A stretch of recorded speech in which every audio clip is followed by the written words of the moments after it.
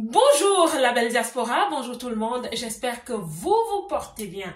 Je me porte à merveille ce samedi et dans cette vidéo, nous allons éradiquer totalement les pensées limitantes qui donnent l'impression aux salariés que ce sont des personnes de basse classe, de classe seconde ou alors que ce sont des personnes qui ne peuvent jamais prospérer. Je vous parle en fonction de mon expérience et celle de plusieurs autres personnes.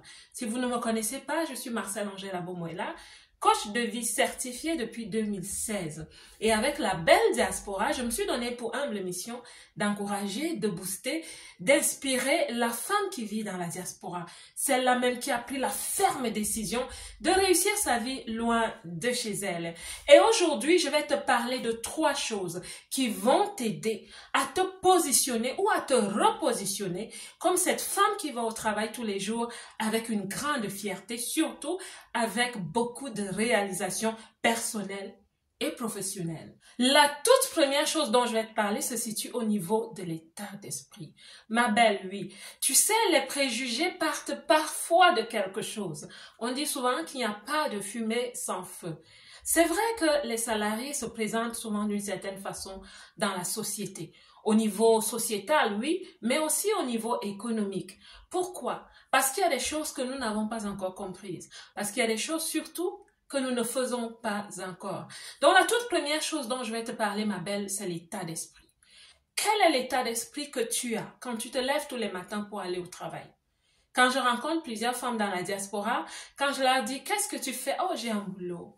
Ah, je me débrouille quelque part. Ah, tu sais, je suis employée, je suis salariée quelque part. » Et parfois, elles sont gênées. Et elles sont gênées généralement par rapport à ce qui se dit dans la société et même sur les réseaux sociaux. Que quand tu es salariée, tu es un peu de seconde classe. Non. Ma belle, je vais te dire une chose. Je vais te montrer la voie royale. Commence à te considérer comme une femme de carrière. Une femme de carrière est une femme qui sait ce qu'elle veut, elle sait où elle va. Une femme de carrière est une visionnaire. Parce que quand tu es une femme de carrière, tu sais où tu vas. Dans 3 ans, dans 5 ans, dans 10 ans, dans 15 ans. Oui, les femmes de carrière, elles ont une feuille de route. Elles ont des objectifs. Elles ont surtout une vision. Elles savent ce qu'elles souhaitent représenter dans le monde du travail. Ne serait-ce que dans l'entreprise où elle travaille, elle sait exactement quel est l'objectif principal qu'elle souhaite atteindre. C'est sa vision. La femme de carrière, elle a une structure. La femme de carrière, elle a un plan. Et on l'appelle le plan de carrière. Toutes les femmes qui réussissent, toutes les femmes que vous voyez en entreprise, quand elles passent, elle a confiance en elle. Elle a de l'estime d'elle-même. Quand elle parle de son sujet, quand elle parle de ce qu'elle fait dans l'entreprise, elle parle avec tellement d'enthousiasme que tu as envie d'être cette femme. Mais tu peux être toi, la meilleure version de toi.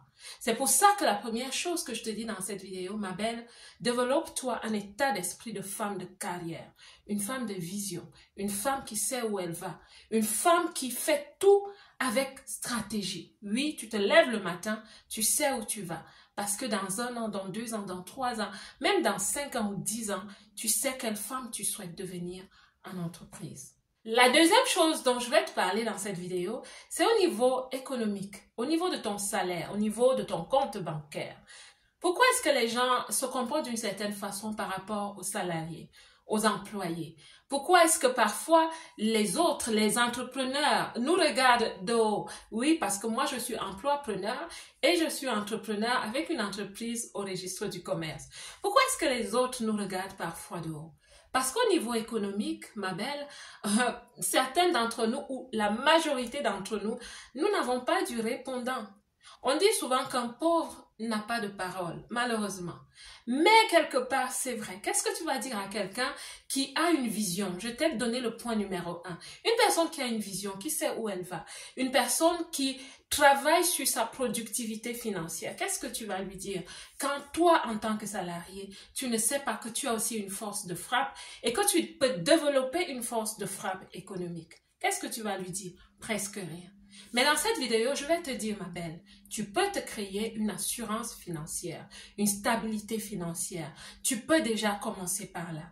Parce que tout commence par la sécurité financière, la stabilité financière. Tu peux le faire. En tant que salarié au niveau économique, tu peux utiliser plusieurs astuces. Et je vais te parler simplement de 2 dans cette vidéo. C'est des choses que je fais moi-même. Quand je signe un contrat dans une entreprise, je prends le temps de m'installer, d'apprendre, de comprendre l'entreprise, comment elle fonctionne. Et puis, quelques temps plus tard, je vais vers les ressources humaines. Chaque entreprise a cette politique d'économiser pour la retraite des employés. Et ce que je fais toujours, c'est que je vais vers les ressources humaines et je mets sur place un plan d'investissement. Ça veut dire quoi? Ça veut dire que si cette entreprise, chaque mois, dépose un certain montant pour moi, pour ma retraite, je leur demande de doubler ce montant. Oui, tu peux doubler, tu peux tripler, mais il faut regarder ce que la loi de ton pays dit parce qu'il y a un quota que tu ne peux pas dépasser. Donc, je vais vers les ressources humaines et je leur demande, est-ce que vous pouvez doubler pour moi ce montant? Vous savez ce que c'est? C'est une épargne. Mais c'est plus grand que ça. C'est un investissement. C'est un investissement que tu fais sur le long terme. C'est un investissement que tu ne peux pas toucher, qui peut même se multiplier, oui, parce que c'est comme si tu prenais des parts de marché dans cette compagnie d'assurance. Mais tu le fais au travers de ton employeur. Imagine qu'à la fin de ta carrière, quand Dieu nous prête vie, tu as une retraite, une pension retraite de 3 000 €, 4 000 € chaque mois. Tu imagines, tu auras épargné, tu auras investi et ce sera pour toi un revenu passif à long terme. Oui, tu es salarié et cela va te donner la force, le courage, l'envie d'aller au travail tous les jours parce que tu sais que tu investis. Autre chose que je vais te conseiller de faire et que j'ai fait, c'est de devenir entreprenante en entreprise. Parce que quand déjà tu as un plan de carrière, tu deviens entreprenante en entreprise. Tu deviens une visionnaire. Ce que je te déconseille absolument de faire, ma belle, c'est de commencer à créer ton entreprise dans l'entreprise de quelqu'un. C'est un manque d'intégrité totale. Ne sois pas cette personne. Mais sois la femme qui devient vraiment entreprenante en entreprise. C'est-à-dire, tu vas commencer à te préparer pour le futur. Je parle ici aux femmes qui souhaitent un jour entreprendre, avoir une entreprise au registre du commerce.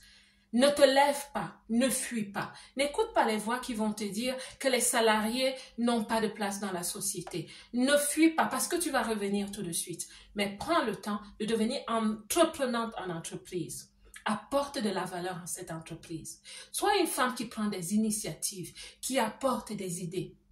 Aie des collègues, des amis collègues dans tous les départements. Et pose-leur de temps en temps des questions. Comment est-ce que tu travailles? Qu'est-ce que tu fais en logistique? Qu'est-ce que tu fais en marketing? Qu'est-ce que tu fais aux ressources humaines? Qu'est-ce que tu fais? Apprends de tous tes collègues. Deviens entreprenante. Commence à apporter des solutions dans ton département. Commence à initier des projets. Deviens une femme entreprenante parce que tu prépares ton futur au niveau de l'entrepreneuriat ou alors au niveau de ta carrière bien plus élevée. La troisième chose que je vais te conseiller de faire, ma belle, c'est devenir une femme qui a confiance en elle-même. D'une autre façon, je vais te dire, développe ton charisme. Et tu vas développer ton charisme quand tu vas comprendre qui tu es en tant que personne. Quelles sont tes forces, quelles sont tes faiblesses. Tu vas devenir une femme confiante en toi-même quand tu vas développer assez de connaissances. Parfois, nos compétences ne sont pas toujours fortes, mais pour les fortifier, tu dois apprendre, ma belle. Tu dois étudier. Parfois, tu peux t'inscrire à une université. Oui, tu dois insérer un nouveau diplôme à ton curriculum vitae. Tu peux aussi commencer à lire énormément dans ton secteur d'activité. Commence à lire, ma belle. Sors du lot. Sors la tête de l'eau. Ne sois plus cette femme qui ne connaît que les choses d'il y a 5 ans, il y a 10 ans. Non, commence à t'actualiser au niveau de la connaissance. Je vais même aussi t'encourager, ma belle, oui, à te faire coacher, à te faire accompagner. Ça ne veut pas dire que tu es faible. Je t'assure, même les femmes comme Oprah Winfrey, les femmes comme Meghan Markle, les femmes comme toutes les femmes que tu peux imaginer, Michelle Obama et toutes ces grandes dames, c'est des femmes qui ont des coachs. C'est pas parce qu'elles sont faibles, non, mais c'est parce qu'elles comprennent qu'elles ont des forces, mais il faut qu'elles les structurent. Il faut qu'elles aient un second avis au niveau de leurs forces et qu'elles se dirigent et qu'elles s'orientent d'une certaine façon. Les coachs ont appris la structure. Et je ne vais pas finir sans te dire que en novembre, nous sommes déjà en novembre, mais bientôt, dans une semaine environ, je vais t'annoncer franchement des formations en continu. Deviens une femme de carrière. Ne sois plus juste une femme, oui, je suis employée, ce que je vois, je fais, ce que je ne vois pas, je ne fais pas. Tu es appelée à être une femme de puissance, une femme forte. Tu es appelée à écrire ton nom dans le livre du pays qui t'accueille et même dans ton pays d'origine. Et tu vas le faire par la voie, franchement, de ton positionnement au niveau de la carrière. Et je te dis et je te le dirai toujours, plus tu te positionnes vers le haut au travail, plus ton salaire est élevé, plus tu as un pouvoir d'achat élevé pour réaliser même tes projets.